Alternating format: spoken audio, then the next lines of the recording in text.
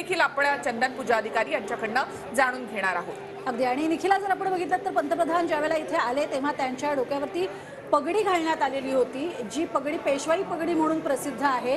तर या संदर्भात आपण बोलूया। चंदन, मुळात पेशवाई पगडी घालण्यात आलेली होती। राम मंदिराचं जर वैशिष्ट्य पाहिलं तर गोपिकाबाई पेशवे यांच्या आदेशानं हे खरं तर मंदिर उभारण्यात आलं होतं असं म्हणतात। नेमकं काय कारण पेशवाई पगडीचं? खरं तर सगळ्यात महत्त्वाचं म्हणजे पंचवटीच्या रामकुंड परिसरात ज्या ठिकाणी पंतप्रधान नरेंद्र मोदी यांनी आता दर्शन घेतलेलं आहे त्या ठिकाणचं महात्म्य असं सांगितलं जातं की गोदावरी महाभागे महापातकनाशिनी धर्मार्थ काम मोक्षार्थम फलदात्री नमोस्तुते। याचा अर्थ गोदावरीच्या फक्त स्मरणाने आपले पाप धुतले जातात, गोदावरीच्या दर्शनानं महादोषांचा नाश होतो आणि गोदावरीच्या स्पर्शानं आपल्या सगळ्या मनोकामना या पूर्ण होत असतात। त्याचप्रमाणे गोदावरीचं स्नान जर आपण केलं तर आपल्याला परमपद पदविजयीती अशा पद्धतीचं स्थान प्राप्त होतं आणि त्यामुळेच या अनन्यसाधारण अशा महत्व असलेल्या गोदा काठावर पंतप्रधान नरेंद्र मोदी जे आहेत त्यांनी आता गोदा पूजन केलेलं आहे। पुढच्या काही वेळात पंतप्रधान हे नाशिकच्या ऐतिहासिक राम मंदिरात दाखल होणार आहेत। देशातलं एकमेव असं रामाचं मंदिर आहे की ज्या ठिकाणी प्रभू श्री रामचंद्रांच्या हातात शस्त्रास्त्र नाही आहेत। प्रभू श्री रामचंद्र या ठिकाणी अभयमुद्रेत आहेत, म्हणजे त्यांचा उजवा हात जो आहे तो छातीवर आहे आणि त्यांचा डावा हात जो आहे तो त्यांच्या चरणाकडे आहे। याचा अर्थ जो माझ्या चरणांशी येईल त्याला अभय देण्याचं वचन मी देतो, अशा भावमुद्रेतली पूर्ण देशातली काळारामाच्या मंदिरातली ही रामची मूर्ती आहे। राम, लक्ष्मण आणि सीता अशा 3 मूर्ती काळाराम मंदिरात आहेत। ऐतिहासिक अशा पद्धतीचे हे काळाराम मंदिर ज्या ठिकाणी देशात पहिल्यांदाच पंतप्रधान जे आहेत ते या मंदिरामध्ये दाखल होणार आहेत। या मंदिरात दाखल झाल्यानंतर पंतप्रधानांच्या हस्ते संकल्प केला जाईल। इथले वंश परंपरागत पुजारी परिवारातले 2 प्रतिनिधी जे आहेत त्यांच्या माध्यमातून पंतप्रधानांना या ठिकाणी संकल्प सांगितला जाईल, त्यांच्याकडून श्रीरामांचं पूजन केलं जाईल आणि त्यानंतर पंतप्रधान आपल्या पुढच्या सभेसाठी या ठिकाणी दाखल होणार आहेत। मग हा संपूर्ण जर सोहळा आपण बघितला नाही केला तर या संपूर्ण सोहळ्याला धार्मिक असं महत्व आहे। आतापर्यंत जसं मी सांगितलं की पंतप्रधान अनेकदा नाशिकमध्ये आलेले आहेत। अगदी 1998 पासून 2024 पर्यंत पंतप्रधानांचे अनेक दौरे खरं तर नाशिकमध्ये झाले। हे दौरे जे आहेत ते निवडणुकांच्या अनुषंगाने होते, काही सभा त्यांच्या यावेळेला होत्या।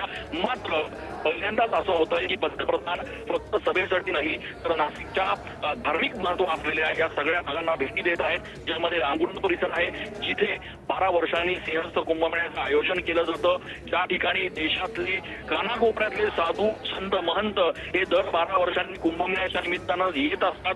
त्या ठिकाणी ध्वजारोहणासारखा महत्वाचा सोहळा जो आहे तो संपन्न होत असतो आणि शेकडो हजारो साधू संत महंत जे आहेत ते या ठिकाणी या संपूर्ण गोदा घाटावर या ठिकाणी समाधी येत असतात, त्या गोदावरीमध्ये स्नान करत असतात आणि त्याच ठिकाणी आता पंतप्रधानांनी या गोदावरीच्या आरतीचं हे जे पूजन आहे ते या ठिकाणी केलेलं आहे। त्या पुरोहितांनी पंतप्रधानांना ही संपूर्ण षोडशोपचार पूजा विधी आहे ती या ठिकाणी सांगितलेली आहे। त्यांच्या हातून संकल्प जो आहे तो सोडून घेतलेला आहे आणि आता पंतप्रधान काळाराम मंदिराकडे रवाना होत आहेत। काळाराम मंदिराचं जसं मी सांगितलं की अनन्यसाधारण असं महत्व आहे।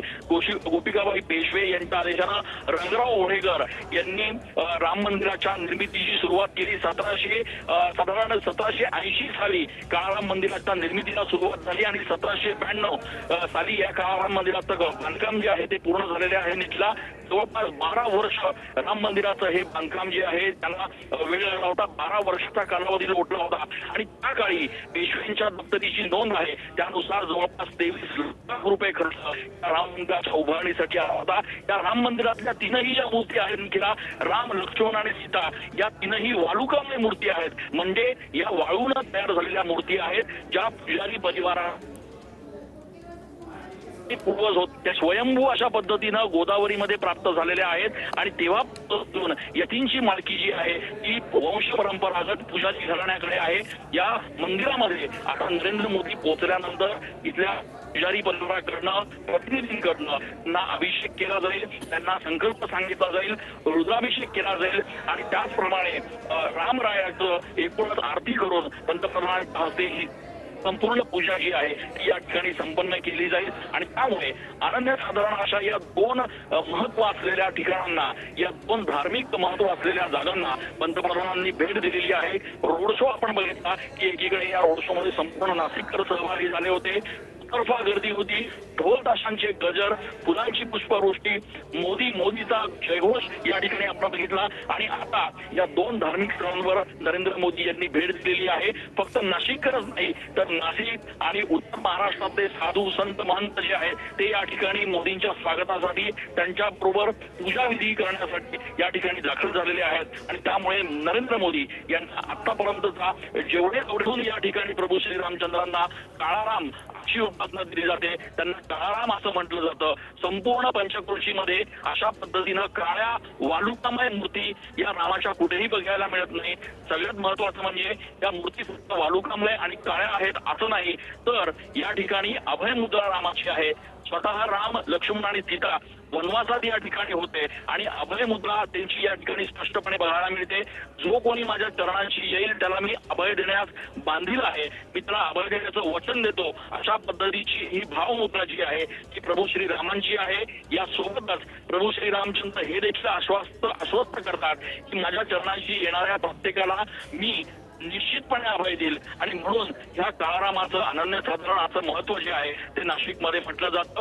या संपूर्ण काळाराम मंदिराच्या दैनंदिन जर आपण पूजाविधीचा विचार केला तर पहाटे काकड आरतीपासून, माध्यान्ह पूजेपासून ते अगदी शेजारतीपर्यंत अव्याहतपणे अगदी कुठलेही संकट असो, कितीही अडचण असो, मात्र पुजारी परिवाराकडनं परंपरागत वर्षानुवर्ष, पिढ्यानपिढ्या या प्रभू श्री काळारामाचं पूजन केलं जातं, त्यांची उपासना केली जाते. आणि त्यामुळे नाशिककरांच्या दृष्टीनं देखील प्रभू श्री रामचंद्र हे काळाराम हे एक आराध्य दैवत आहेत, हे कुलदैवत आहेत. आणि नाशिककरांचं एक भावनिक नातं जे आहे ते या संपूर्ण मंदिराशी, या गोदाघाटेशी आणि या गोदाघाटावर असलेल्या गोदा मातेशी जोडलं गेलेलं आहे. आणि म्हणूनच ज्यावेळेला आज